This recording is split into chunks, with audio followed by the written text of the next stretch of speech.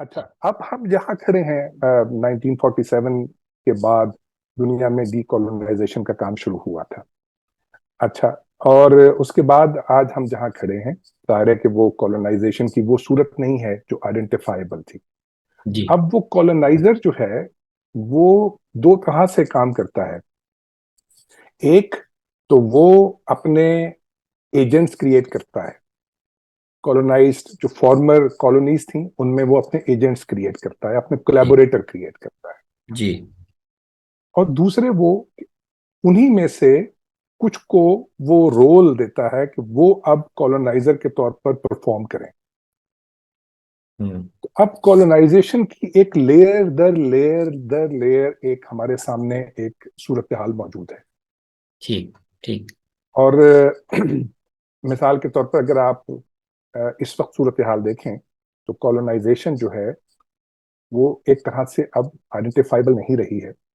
आप कॉलोनाइजर को अब चेहरे से शनाख्त नहीं कर सकते।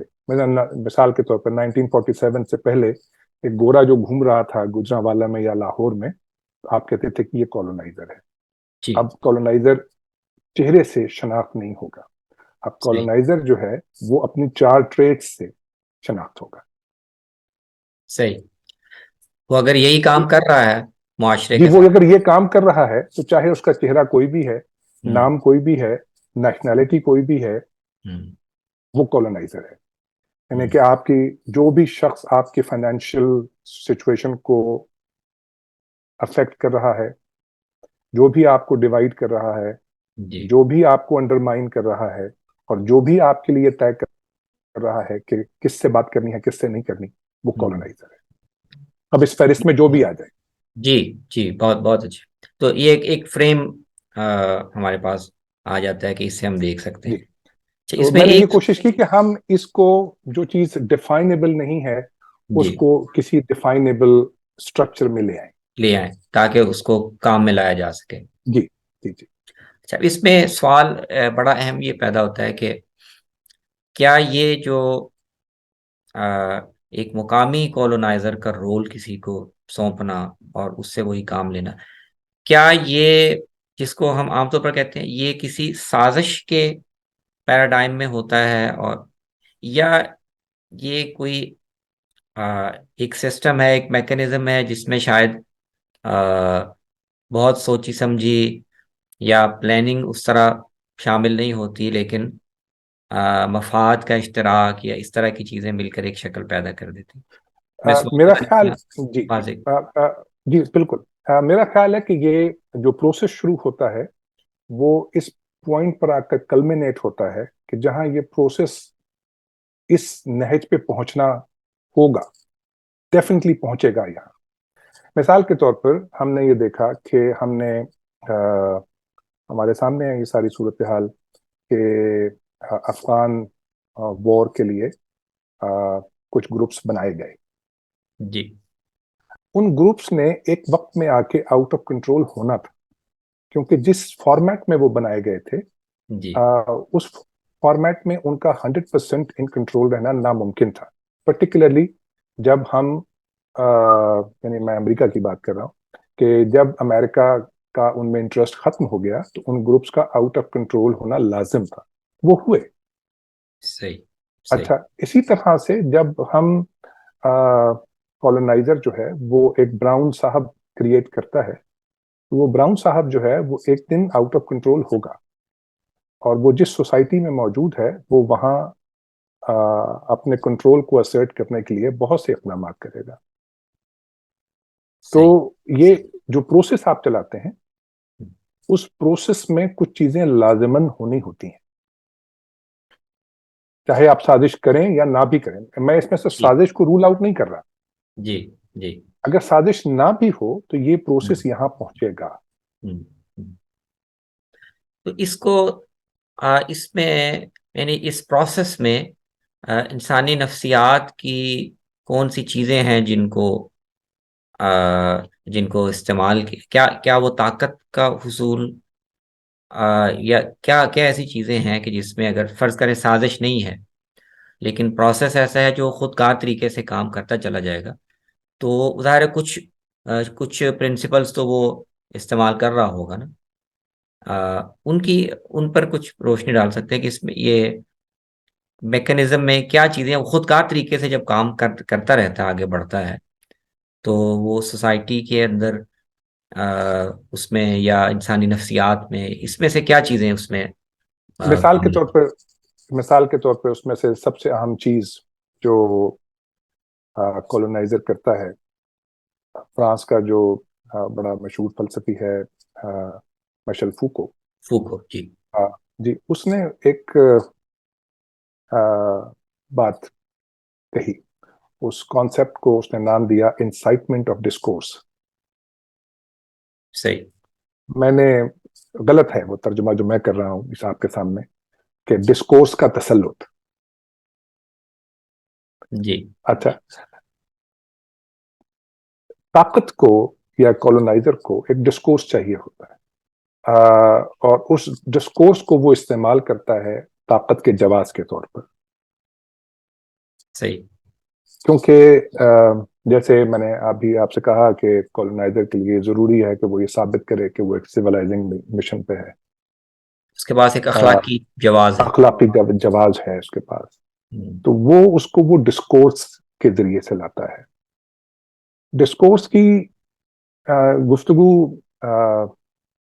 ایڈورڈ سعید نے اپنی جو بڑی مشہور کتاب ہے اس کی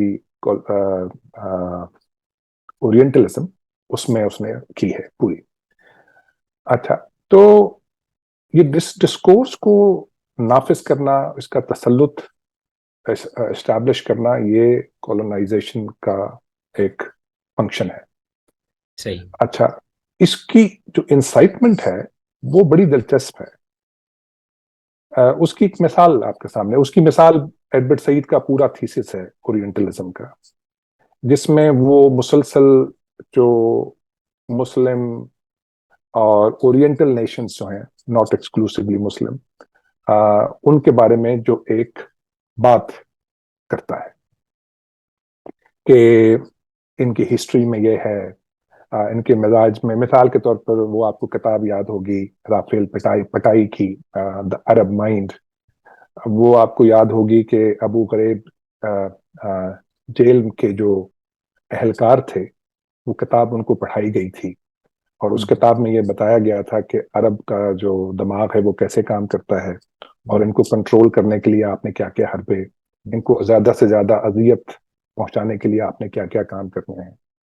صحیح تو اب اس طرح کی جو چیزیں ہیں وہ اسٹیبلش کی جاتی ہیں کہ آپ نے ایک گروپ آئیڈینٹیفائی کر لیا ہے جو کمزوروں کا گروپ ہے، جن پر آپ نے اپنا تسلط حاصل کرنا ہے، پھر ان کے اراؤنڈ آپ نے کچھ تصورات، کچھ اسٹیریوٹائپس کریٹ کیے ہیں۔ بلڈ کرنا ہے جی جی، وہ اسٹیریوٹائپس جو ہیں ان کو آپ کا دانشور، ان کو آپ کا صحافی، ان کو آپ کا میڈیا کیسے پورٹرے کرتا ہے اور کس شدت کے ساتھ کرتا ہے۔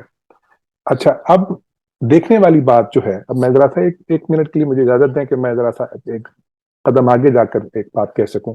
جی اب دیکھنے والی بات جو ہے وہ یہ کہ جب آپ کے ہاں کوئی ڈسکورس کنٹینیوسلی اس طرح سے اسرٹ کیا جا رہا ہو، تو دیکھنے والی بات یہ ہے کہ یہ ڈسکورس کس کا ہے؟ ہم، کیا یہ کمزور کا ڈسکورس ہے یا یہ طاقتور کا ڈسکورس ہے؟ ہم، ہم پر لازم ہے کہ ہم طاقتور کے ڈسکورس کو ہمیشہ شک کی نظر سے دیکھیں، ہم، ہم، اس پر یقین کرنا یا اس کو رد کر دینا وہ بات کی بات ہے، ہم، لیکن طاقتور کے ڈسکورس کو شک کی نظر سے دیکھنا لازم ہے۔ صحیح صحیح اچھا، اس کی صحیح، ایک میں ایک مثال دے دیتا ہوں، جی تاکہ جی مثال کے طور پر پاکستان میں سب سے طاقتور ڈسکورس جو ہے وہ ہمیشہ فوج کا ہوتا ہے۔ جی جی، اور فوج کا جو وہ ڈسکورس جو انہوں نے پچھلے 70 سالوں میں دہرایا ہے وہ ایک ہے، اور وہ ہے سیاستدانوں کی کرپشن کا ڈسکورس۔ صحیح اچھا، اب اس میں سچ بھی ہوگا، جھوٹ بھی ہوگا، لیکن ایک عام آدمی کے لیے یہ لازم ہے کہ وہ اس ڈسکورس کو شک کی نظر سے دیکھے، جی ہم، تب اس میں سے کچھ نکلے گا اس کے لیے۔ ادروائز میڈیا، دانشور، صحافی وہ سب طاقتور کے، جس کو اردو میں بہت اچھا لفظ ہے غالب بیانیہ، وہ سب اس کو خوب پھیلائیں گے اور اس پہ ریڈیلی یقین بھی کریں گے.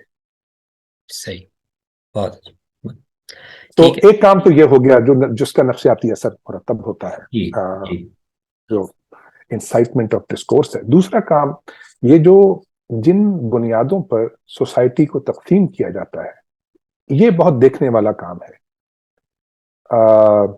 خاص طور پہ ہمارے ہاں جو پچھلے 30 35 سال جو فرقہ وارانہ فسادات کی تاریخ ہے، وہ بہت دیکھنے والی بات ہے. اس کو بہت توجہ سے دیکھنا چاہیے. وہاں کولونائزر کا رول بہت کھل کے سامنے آتا ہے. اس میں پھر ایک نفسیاتی طور پر جو چیز پیدا ہوتی ہے وہ بہت اہم ہے، اور وہ ہے جس پہ میں نے بہت پہلے لکھا تھا، وہ ہے سیلف رائٹیسنس یا خود ستائی،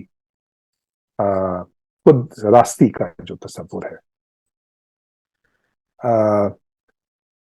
مذہبی ذہن کے بارے میں یہ خیال کر لیا گیا ہے کہ مذہبی ذہن جو ہے وہ خود راستی یا سیلف رائٹیسنس کے بغیر کام نہیں کر سکتا.